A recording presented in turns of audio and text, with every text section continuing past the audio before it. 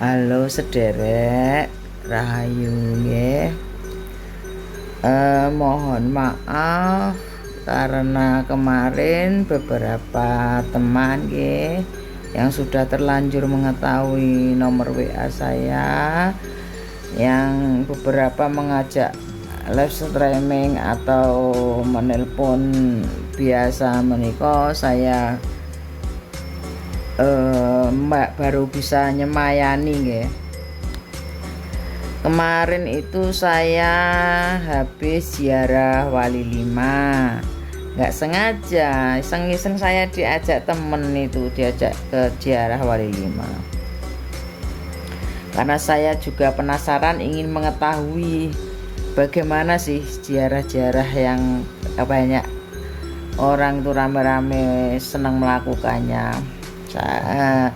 Dan sepertinya apa dari keisengan saya ikut, dari apa yang saya terima itu saya sepertinya harus menyampaikan nggih. Di sela-sela doa-doa yang orang-orang panjatkan, saya kan memang nggak hobi berdoa sederek. Terus saya hanya mencoba-coba berdoa. Dan doa saya adalah karena yang terlintas di pikiran saya itu saat di channel YouTube, karena banyak teman yang menghubungi saya, paling kan sekitar Satrio Piningit atau bagaimana. Maksud saya itu saya membantu mendoakan di sana begini.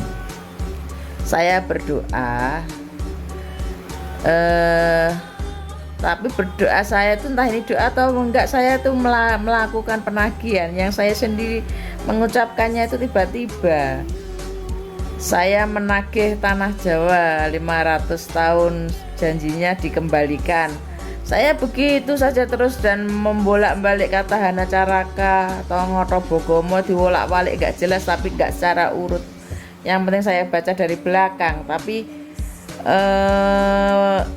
urut-urutannya itu enggak sesuai, maksudnya enggak secara urut, tapi dibalik dari belakang.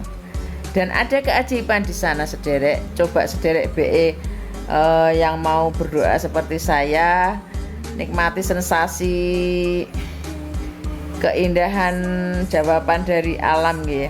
Kalau saya kemarin itu begitu saya sekenanya membaca begitu, tiba-tiba itu ada angin wus wus wus di depan saya saat saya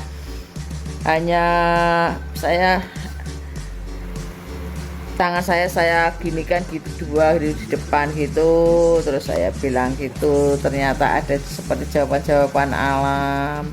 Golongan angin sangat kencang tiba-tiba datang seperti kayak angin lesus gitu. Terus saat yang paling berkesan saya itu saat di Sunan Derajat sama di Sunan Bonang sama Sunan Maulana Malik Iksan atau siapa itu.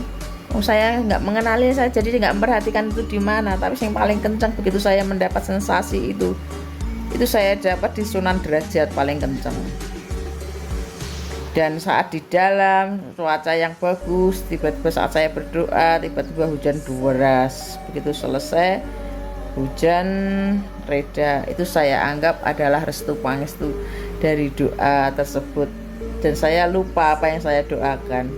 Intinya setiap saya mengunjungi satu makam ziarah, saya hanya melakukan coba-coba iseng-iseng bilang, saya tagih janjimu 500 tahun yang lampau yang kau ucapkan pada Eyang Sabdo Palon. Saya gitu kan, saya begitu terus tiap saya bolak-balik huruf Jawa itu sekenanya gitu sederek. Dan di akhir perjalanan terjadi, entah itu kebetulan atau tidak ada yang kebetulan di dunia ini, bis yang saya naiki, kita berangkat itu 3 bis. Bis saya bis kedua, saya naik bis yang kedua. Tiba-tiba saat kepulangan itu seperti ada angin wus yang sehingga pohon asem itu tumbang tepat di depan bis yang saya naiki. Nah, hal aneh yang saya alami seperti saat saya di Bali itu terjadi di itu pohon asem yang besar gawede sehingga bis terhenti sekitar 2 jam karena pohon tumbang tersebut. Dan kesan-kesan perasaan yang saya rasakan itu memang sangat ajaib, tidak ada capek, hati bahagia, ketenangan dan sebagainya. Itu di sana saya dapati itu sesuatu yang tidak bisa saya ucapkan ya. Tapi nanti kalau sudah yang ada di gambaran saya di dejavu saya di sana itu kalau terjadi baru akan saya cocok-cocokkan, karena sepertinya masih belum bisa saya sampaikan karena saya tidak ingin tidak terjadi. Karena biasanya kalau kita mendapatkan wangsit atau ilham itu disampaikan itu kan biasanya membatalkan atau aber semacam itu, meskipun tidak semuanya. Dan beberapa klarifikasi tentang sahabat yang kemarin sempat salah paham, yaitu Mas Toyo nggih, yang channelnya kitir-kitir atau apa. Memang saya akui, saya simpati karena kejujuran panjenengan mengakui kesalahan ya. Saya nggak suka kemarin itu karena saya pikir di marah-marah Anda mengeluarkan penghuni kebun binatang ya. Ternyata penjelasannya sampean masuk. Dan yang penting itu kenapa saya ikut klarifikasi, karena panjenengan tidak bohong sama saya. Saya itu tahu siapa yang bohong, yang suka bohong, siapa yang jujur, siapa yang sekedar bercanda, siapa yang bercanda di atas keseriusan, siapa yang serius di atas bercandaan, atau yang gawe-gawe, atau yang sekedar untuk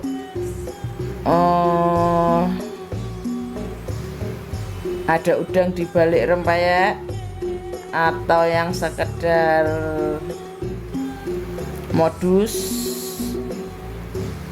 Siapa yang tulus, insya Allah saya mengetahuinya dan saya menghargai setiap kejujuran meskipun itu pahit dirasa. Nih sederek, ungkapan gado-gado saya ini saya rasa untuk tertentu orang itu memang bisa dimaknai atau dicermati, dimaknai secara jiwa nggih, secara batin mawon nggih, diakui kebenaran bagi yang merasakannya, karena itu akan membantu panjenengan dalam melakukan perjalanan spiritual. Mohon pangapunten kalau memang